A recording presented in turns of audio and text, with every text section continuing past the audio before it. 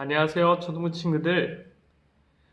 여러분, 지난 시간 우리는 조심, 깨어있어라 라는 주제로 마가복음 13장 33절에서 37절 말씀을 묵상했어요.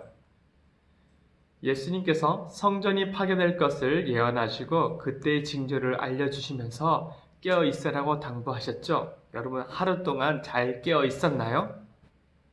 오늘은 여러분과 함께 14장, 마가복음 14장 3절에서 9절까지 말씀으로 그가 내게 좋은 일을 하였다 라는 주제로 여러분과 함께 말씀 묵상할게요. 오늘 읽은 본문의 바로 앞에 두 절이 있어요. 1절과 2절에 보면요. 6월절과 무교절에 이틀 전에 대제사장들과 율법학자들이 모여서 아무도 모르게 예수님을 죽일 계획을 짰어요. 그러나 사람들이 소동을 일으킬까봐 명절에는 하지 않으려고 해요. 왜 예수님을 죽이려 했을까요? 예수님의 인기를 시기하고 하나님 보시기에 잘못된 자신들의 행동을 예수님께서 비판해 오셨어요. 그래서 그 예수님을 너무나 미워하고 시기했던 이 대제사장과 율법학자들은 예수님을 죽일 계획을 짰다는 것을 보여줘요. 그런데 오늘 본문은 이 사람들과 정반대로 예수님을 향한 최고의 감사와 섬김을 보여준 한 여자의 모습이 나타나요. 베다니 마을에 문둥병이 걸렸던 시몬의 집에서 음식을 드시던 예수님께 한 여자가 매우 비싼 향유 한 병을 가지고 왔어요. 그 병을 열고 향유를 예수님 머리에 부었어요. 그 방 안에 향이 진동하였죠. 와, 그런데 몇몇 사람이 갑자기 이 여인에게 화를 냈어요. 어째서 향유를 낭비하는 거지? 이 향유는 300데나리온 이상에 팔 수 있고 그 돈으로 가난한 사람들을 도울 수도 있었을 텐데 라고 말하면서 여자를 나무란 거예요. 이때 이 사람들이 말했던 300데나리온 어느 정도 가치가 될까요? 1데나리온은 그 당시 건강한 남자가 하루 종일 일해서 번 돈을 말해요. 그렇다면 300데나리온이라고 한다면 한 사람이 1년을 벌어야 얻을 수 있는 엄청난 돈인 거예요. 유대인의 관습으로 안식일은 일을 하지 않았으니까 그 안식일을 빼고 거의 300일 열심히 벌어야지 겨우 얻을 수 있는 그런 비싼 향유였다는 거죠. 자, 이렇게 비싼 향유를 예수님의 머리에 붓는다는 것은 너무나 큰 낭비라고 아깝다고 생각하고 이 여자를 나무랐다는 거예요.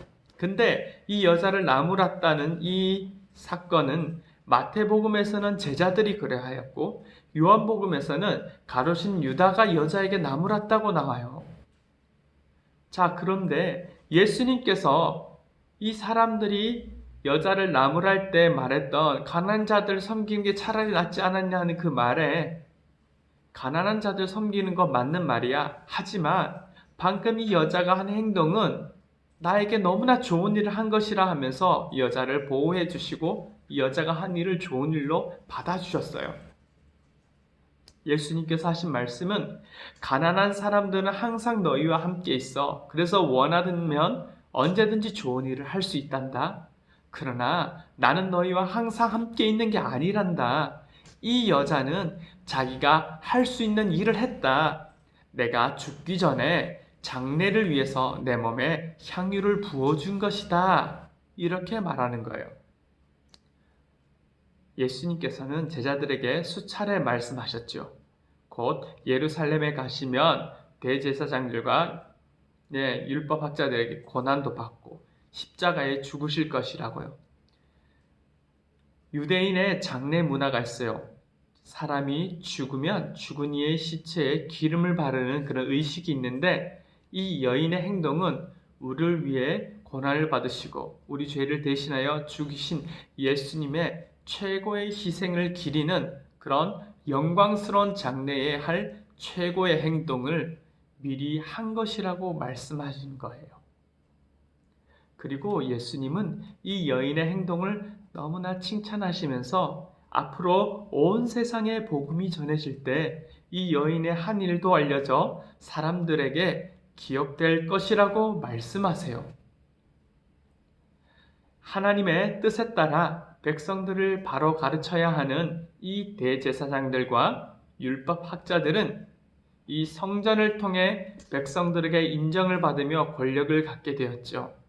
그런데 이 사람들의 잘못된 행동과 또 백성들의 죄로 인해서 성전이 무너질 것이라는 예수님의 말씀을 너무나 듣기 싫었을 거예요. 대제사장들과 율법학자들은 그래서 예수님을 싫어했습니다. 그런데 하나님께서 우리를 구원하시기 위해 보내신 아들 예수님을 섬기지도 않고 오히려 예수님을 시기하고 모함하고 죽이는 사람들로 우리에게 기억되고 있죠. 이와 반대로 예수님께 향유를 부은 이 여자는 우리 죄를 대신하여 오신 예수 그리스도의 사랑과 은혜에 감격하고 최고의 것으로 예수님을 섬기는 모습이 우리에게 보여져요. 그렇다면 우리는 어떤 교훈을 받을 수 있을까요? 저와 여러분이 어떤 자리에 있든지 이 향유를 예수님께 부은 것처럼 늘 겸손하게 예수님을 자랑하고 높이는 일이 가장 먼저 할 일이라는 것을 깨닫기를 바라요. 우리는 가난한 사람들과 약한 사람들을 돌보는 이 선한 일을 하기 전에 먼저 나를 약하고 악한 나를 위로하시고 죄를 용서하신 하나님 나라에 들어가도록 구원해 주신 예수님의 사랑과 은혜를 깊이 경험해야 돼요. 이게 우리에게 먼저 있어야 되고 그 다음 우리는 그 예수님의 그 은혜와 사랑을 본받아 예수님의 뜻대로 가난한 사람들을 섬길 수 있는 그런 우리들이 되길 바라요.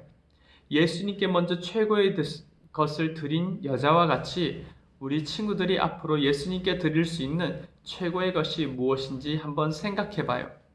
나의 꿈, 나의 시간, 나의 재능, 돈, 정성으로 섬기는 것, 이 무엇이든지 예수님을 자랑하고 하나님 나라의 복음을 전하는 결과로 이어지도록 하는 목표를 정하는 것 어떨까요?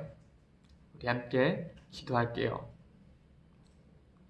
하나님, 오늘 말씀처럼 우리 초등부 모든 친구들이 하나님을 정말 진심으로 섬기는, 정말 예수님께 가장 먼저 경배와 찬양을 올려드리고 나를 구원하신 그 사랑을 감격하고 그 사랑을 우리 이웃에게도 가난한 자들에게도 또 예수님이 원하는 모든 사람들에게 하는 그 사랑을 가지고 전하며 섬기고 이웃을 도울 수 있는 우리들이 되길 원해요. 대제사장과 율법학자처럼 예수님보다 나 자신의 인기 그리고 사람들에게 얻는 어떤 명예, 하나님 그런 것들로 내 마음이 교만해지지 않도록 하나님 우리 초등부 친구들을 그렇게 붙잡아 주세요. 우리 친구들의 모든 꿈과 마음 정성을 예수님께 최고의 것으로 돌려드리게 해주세요. 예수님의 이름으로 기도드립니다. 아멘.